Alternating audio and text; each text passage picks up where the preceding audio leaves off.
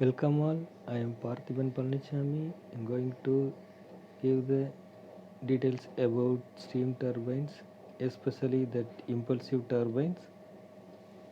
The description of steam turbines over the steam engines based on common types of steam turbines are simple impulse turbine, second one reaction turbine. Main difference between these turbines lies in the way in which the steam is expended while it moves through them.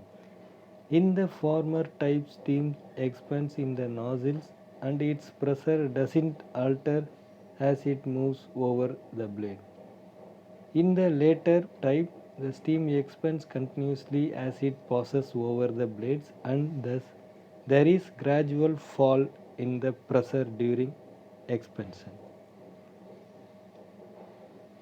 Simple impulse turbines, top portion of the figure exhibits a longitudinal section through the upper half of the turbine. Middle portion shows one set of nozzles which is followed by a ring of moving blades. These figures going to show in that upcoming slides where we can see the construction details of simple impulsive turbine. Here I will give small discussion and introduction about the simple impulse turbine. This is lower part indicates changes in pressure and velocity during the steam flow through the turbine. This turbine is called simple impulse turbine since the expansion of steam takes place in one set of the nozzles. As the steam flows through the nozzle, its pressure falls from steam chest pressure to condenser pressure, atmosphere pressure if non-condensing turbine. Due to the relatively high ratio of steam expansion in the nozzle, the steam leaves the nozzle with a very high velocity. This is impulse turbine figure. Here the impulse turbine, the right hand side figure shown that impulsive turbine rotator.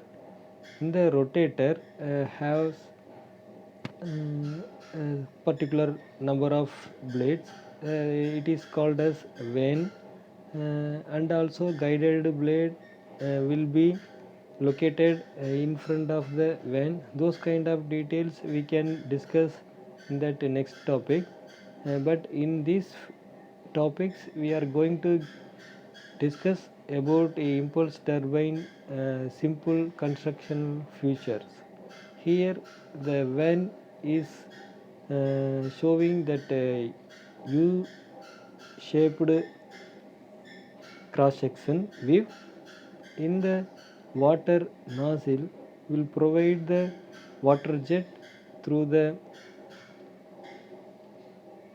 side of vane, and then the water jet will try to move along the internal U shape of the vane.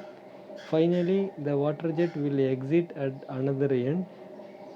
From that the shaft will get torque by supplying the continuous water jet on the vane, so that the rotor started to rotate slowly.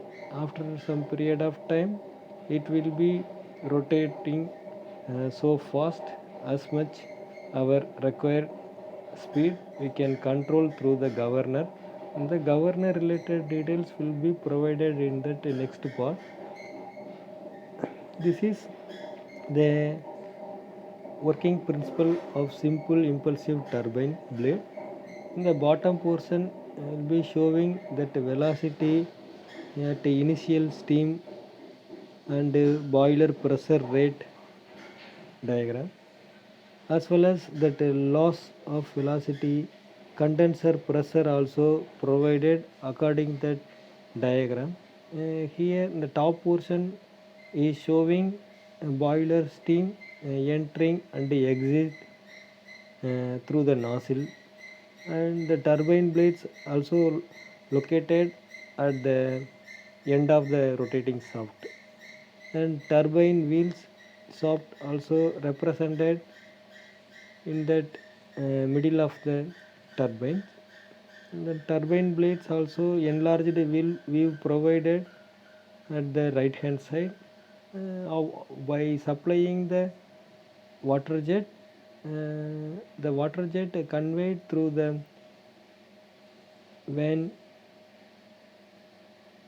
and then the water will hit on the vane inside a U-shaped portion. Through that, torque will be generated and trying to rotate the rotary shaft. Finally, the rotary shaft will transmit the power to the generator to generate the power.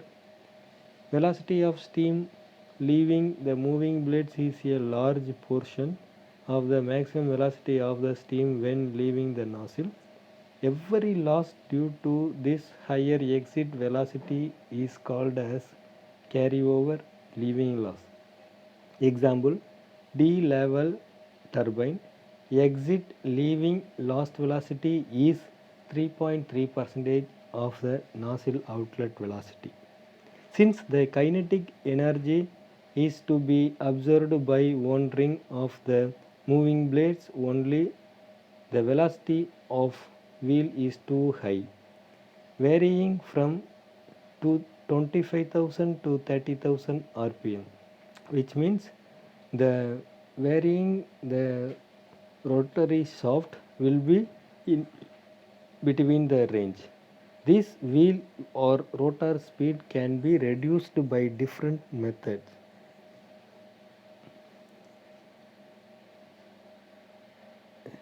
Thanks for watching. The next video will provide that further details about steam turbine.